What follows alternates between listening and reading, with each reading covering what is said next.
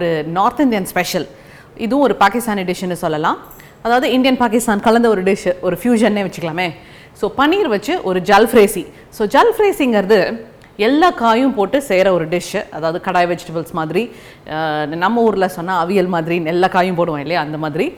ஆனால் தக்காளியை பேஸ் பண்ணி பண்ணுற ஒரு சிம்பிளான ஈஸியான டிஷ்ஷு. இதை வந்து ஜென்ரலாக சப்பாத்திக்கு வச்சு சாப்பிட்டா ரொம்ப ரொம்ப நல்லாயிருக்கும். பன்னீர் ஜல்ஃப்ரேசி, அதுக்கு தேவையான இன்க்ரீடியன்ட்ஸ் என்னென்னு இப்போ பார்க்கலாம். பன்னீர், பெரிய வெங்காயம் 1, பேபிகார்ன், கேரட், ஷாஜீரா, கலோஞ்சி, இஞ்சி, பூண்டு, colour capsicum, Kashmiri chilli powder, மல்லித்தூள், தக்காளி பேஸ்ட், உப்பு, kasuri methi. First kadai on பண்ணிக்கலாம்.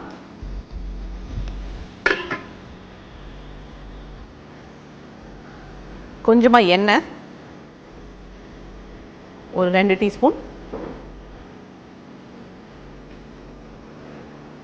ஸோ இந்த டிஷ்ஷுக்கு எஸ்பெஷலி சீசனிங் அப்படின்னு பார்த்தீங்கன்னா 2 ஐட்டம் வந்து யூஸ் பண்ணுறேன். ஒன்று வந்து ஷாஜீரா. ஷாஜீராங்கிறது நம்ம ஊரில் அந்த கருஞ்சீரகம்னு நம்ம சொல்கிறோம் இல்லையா, அதாவது சின்னமாக இருக்கும், அதாவது குட்டி குட்டியாக இருக்கும். ஜீரகம் வந்து கொஞ்சம் பெருசாக இருக்கும், இது அதை விட கொஞ்சம் குட்டியாக இருக்கும். நல்ல ஃப்ளேவர் கொடுக்கும். அதாவது பிரியாணிக்கெல்லாம் போடுற ஒரு ஐட்டம் இது. அதாவது ஹைதராபாதி ஸ்டைல் பிரியாணிக்கெல்லாம் இது வந்து கண்டிப்பாக சேர்ப்பாங்க. அடுத்தது வந்து நான் யூஸ் பண்ணுறது கலோஞ்சி, அதாவது வெங்காய விதை, ஆனியன் சீட் அப்படிம்பாங்க. இது வந்து ரொம்ப டிஸ்டிங்க்டான ஒரு ஃப்ளேவர். இது இப்போ நீங்கள் ஜென்ரலாக பார்த்தீங்கன்னா அவ்வளோ ஃப்ளேவர் வராது. சும்மா நீங்கள் ஸ்மெல் பண்ணி பார்த்தீங்கன்னா அவ்வளோ ஃப்ளேவர் வராது. பட் த மினிட் நீங்கள் வந்து எண்ணெயில் போட்டு அது பொரியும் போது ஹோல் கிச்சனே வந்து அவ்வளவு மனமாக இருக்கும், அவ்வளவு நல்லாயிருக்கும் இந்த கலோஞ்சி. ஸோ அந்த டிஷ்ஷுக்கு வந்து ஒரு யூனிக் டேஸ்ட் கொடுக்குதுன்னே நம்ம வந்து சொல்லலாம். ஸோ இது 2 தான் இன்றைக்கி நம்மளோட பன்னீர் ஜல்ஃப்ரைஸுக்கு உள்ள சீசனிங்.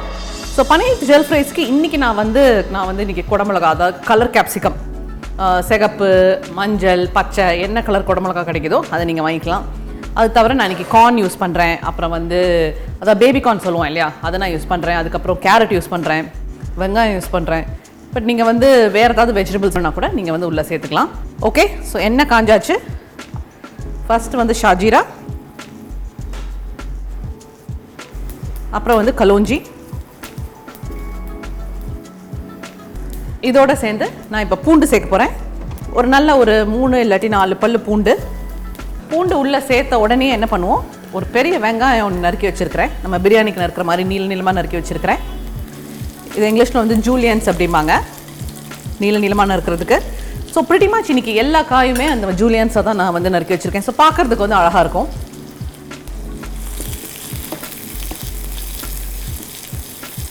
நைஸ். ஸோ இதில் வந்து எந்த காயுமே உங்களுக்கு வந்து ரொம்ப வேகக்கூடாது. எல்லாம் வந்து அந்த க்ரன்ச்சியாக இருக்கணும். நீங்கள் சாப்பிடும்போது எல்லா காயும் அந்த க்ரன்ச்சியாக நீங்கள் வந்து ஃபீல் பண்ணணும். ஸோ எதையுமே ஓவர் குக் பண்ணாமல் ரொம்ப குவிக் ஸ்டர் ஃப்ரைன்னு சொல்லலாம். ஸோ ஆனியன், வெங்காயம் சேர்த்தாச்சு. அடுத்தது வந்து கார்ன் வச்சுருக்கிறேன், பேபி கார்ன். அதையும் பார்த்தீங்கன்னா 2 கட் பண்ணி நீளமாக நறுக்கி வச்சுருக்கிறேன். ஸோ பேபி கார்ன், அப்புறம் கேரட், அதுவும் பார்த்தீங்கன்னா அதே மாதிரி ஜூலியன்ஸாக நறுக்கி வச்சுருக்கிறது. ஸோ நம்ம ஊரில் தான் வந்து எல்லா காயும் நல்ல மையாக வெந்திருக்கணும் அப்படின்னு எதிர்பார்ப்பாங்க. பட் நீங்கள் நார்த்லலாம் பார்த்தீங்கன்னா, எஸ்பெஷலி பாகிஸ்தான் ஸ்டைல்லாம் பார்த்தீங்கன்னா அந்த காயெல்லாம் வந்து கொஞ்சம் க்ரன்ச்சியாக இருந்தால் தான் உங்களுக்கு பிடிக்கும். ஸோ இன்றைக்கி நம்ம அவங்க ஸ்டைலில் பண்ணுறோம். அப்புறம் கலர் குடமிளகா. இதில் வந்து நான் சிகப்பு குடமிளகா, மஞ்சள் குடமிளகா, அப்புறம் பச்சை குடமிளகா, 3 டைப் ஆஃப் குடமிளகா வச்சுருக்கிறேன். 3லேயும் கொஞ்சம் சேர்த்துருக்குறேன். ஸோ எல்லா காயும் போட்டு இது வந்து இப்போ சூப்பராக பார்த்தீங்கன்னா உங்கள் கடாயே பயங்கர கலர்ஃபுல்லாக இருக்குது. ஸோ நம்மளோட வெஜிடபிள்ஸ்லாம் நல்லா சார்ட் ஆகிட்டு இருக்குது. இப்போ இந்த சமயத்தில் என்ன பண்ண போகிறேன், கொஞ்சோண்டு இதுக்கு தேவையான உப்பு மட்டும் உள்ளே சேர்க்க போகிறேன். ஓகே. ஸோ பன்னீர் ஜல்ஃப்ரைஸுக்கு காயெல்லாம் உள்ளே போயாச்சு.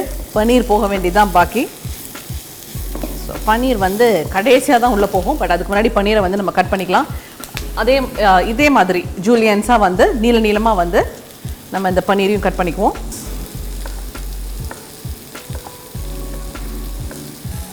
ஸோ ஜென்ரலாக நம்ம பன்னீர்னு பார்த்தா எப்போவும் வந்து இதர் பன்னீர் பட்டர் மசாலா இல்லாட்டி பன்னீர் வச்சு கிரேவி அப்படி தான் பண்ணியிருப்போம்.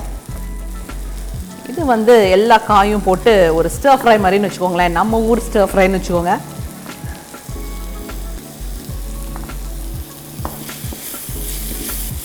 ஸோ இதில் என்ன பண்ண போகிறேன், நான் வந்து மசாலா சாமா சேர்க்க போகிறேன். என்ன மசாலா சாமா அப்படின்னு பார்த்தீங்கன்னா, கொஞ்சோண்டு காஷ்மீரி சில்லி பவுடர். பேசிக்காக காஷ்மீரி சில்லி பவுடர் வந்து உரப்பு ரொம்ப இருக்காது, கலர் தான் வந்து ஜாஸ்தி இருக்கும், ஏன்னா அந்த மிளகா டைப் அப்படி. ஸோ நான் வந்து ஒரு டீஸ்பூன் சேர்க்குறேன். ரெகுலர் சில்லி பவுடர்னால் காரம் பார்த்து சேர்த்துக்கோங்க, கொஞ்சம் கம்மியாக சேர்த்துக்கோங்க. அப்புறம் வந்து மல்லித்தூள் 1 டீஸ்பூன். இப்போது ஆரம்பத்தில் சீசனிங் பார்த்தீங்கன்னா நான் பூண்டு மட்டும்தான் ஃபஸ்ட்டு சேர்த்தேன், நான் வந்து இஞ்சி சேர்க்கல. இஞ்சி எப்போ சேர்க்க போகிறேன் அப்படின்னு பார்த்தீங்கன்னா, கடைசியாக வந்து நல்லா துருவி போட போகிறேன். ஸோ அது நம்ம சாப்பிடும் போது அங்கங்கே இஞ்சி பீசஸ் வந்து கடிப்படும். இது வந்து அவங்க ஊர் ஸ்டைல். பட் நிறைய பேருக்கு வந்து இஞ்சி கடிப்பட்டால் பிடிக்காது. பட் சில பேருக்கு பிடிக்கும்னு வச்சுக்கோங்க, பட் சில பேருக்கு பிடிக்காது. அப்படி பிடிக்காது அப்படின்னு நினைக்கிறவங்க தாளிக்கிறீங்க பாருங்கள், பூண்டு தாளிக்கும் போது இஞ்சியும் சேர்த்து போட்டு தாளிச்சுக்கோங்க, இல்லாட்டி இஞ்சி பூண்டு பேஸ்ட்டாக போட்டு அதை நல்லா வதக்கிக்கலாம். ஓகே, ஸோ எல்லா விதமான மசாலா சாமானும் உள்ளே சேர்ந்தாச்சு. இப்போ என்ன பண்ண போகிறேன்னா, கொஞ்சோண்டு தக்காளி பேஸ்ட் உள்ளே சேர்க்க போகிறேன். ஸோ தக்காளி பேஸ்ட் உள்ளே சேர்க்க போகிறேன். இந்த தக்காளி பேஸ்ட் பார்த்தீங்கன்னா, ஒரு தக்காளியை நல்லா கொதிக்கிற தண்ணியில் போட்டு அதை தோலை எடுத்து அதை உரித்து அதை மிக்சியில் அடிச்சுட்டு கொஞ்சோண்டு மிளகாத்தூள் போட்டு வேக வச்சுருக்கிறேன். அதுதான் தக்காளி பேஸ்ட்டு.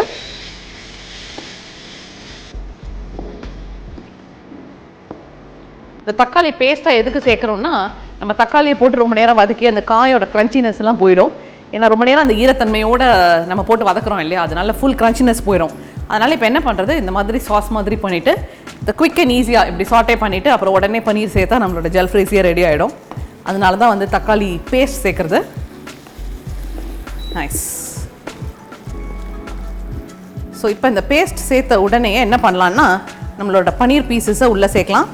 இதை நான் வந்து இன்றைக்கி ப்ளெயினாக தான் சேர்க்குறேன். பட் சில பேர் என்ன பண்ணுவாங்கன்னா, அதை லேசாக நெய்யில் வறுத்துட்டு கூட உள்ளே சேர்ப்பாங்க, அவங்கவுங்க இஷ்டம்.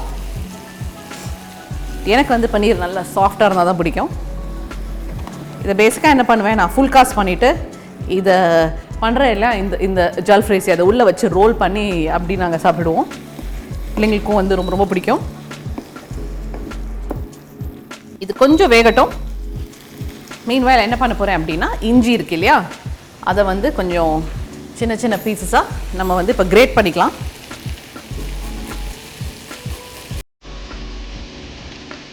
நைஸ். ஓகே,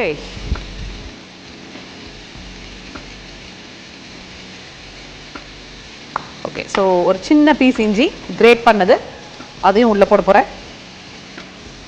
எல்லாத்தையும் போட்டு இதை இப்போ நல்லா மிக்ஸ் பண்ணணும்.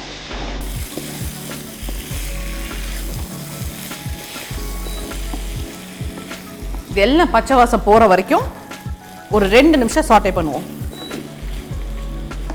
ஸோ நம்மளோட பன்னீர் ஜல்ஃப்ரைஸி நல்லா ஒரு 2 நிமிஷம் நல்லா சாட்டே ஆகி சூப்பராக எல்லாம் மிக்ஸ் ஆகி அருமையாக இருக்குது. கடைசியாக என்ன பண்ண போகிறேன் அப்படின்னு பார்த்தீங்கன்னா, நான் வந்து அதாவது கசூரி மேத்தி, அதாவது காஞ்ச வெந்தயக்கீரை இலை, அது வந்து சேர்க்க போகிறேன். இது நான் எப்போவும் சொல்கிற மாதிரி தான், வெந்தயக்கீரை இலை வந்து ஜாஸ்தி சேர்த்துட்டிங்கன்னா ஹோல் டிஷ்ஷே வந்து பயங்கர கசவாக போயிடும். ஸோ அதனால் கொஞ்சமாக எடுத்து நல்லா க்ரஷ் பண்ணி எல்லா இடமும் நல்லா பரவுற மாதிரி போட்டுக்கலாம். ஸோ ஒரு டிஸ்டிங்க்ட் ஃப்ளேவர் கிடைக்கும்னு வச்சுக்கோங்களேன் உங்களை என்டையர் இந்த பன்னீர் ஜல்ஃப்ரைஸிக்கு.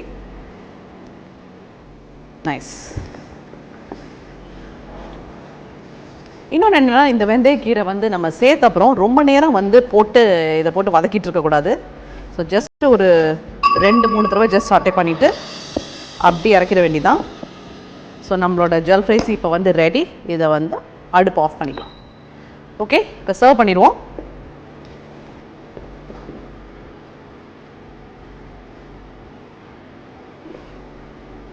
அங்கே நல்ல கலர்ஃபுல்லான ஒரு டிஷ்ஷு, நிறைய காய் உள்ளே சேர்ந்த அருமையான ஒரு டிஷ்ஷு.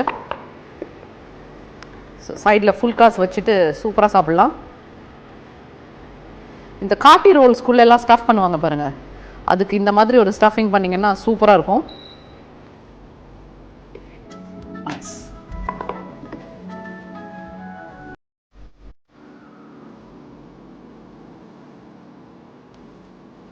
அருமையான பனீர் ஜால்ஃப்ரேசி வந்து ரெடி ஆயிடுச்சு. கண்டிப்பாக இதை என்ஜாய் பண்ணியிருப்பீங்கன்னு நினைக்கிறேன். வீட்டில் ட்ரை பண்ணி பாருங்கள்.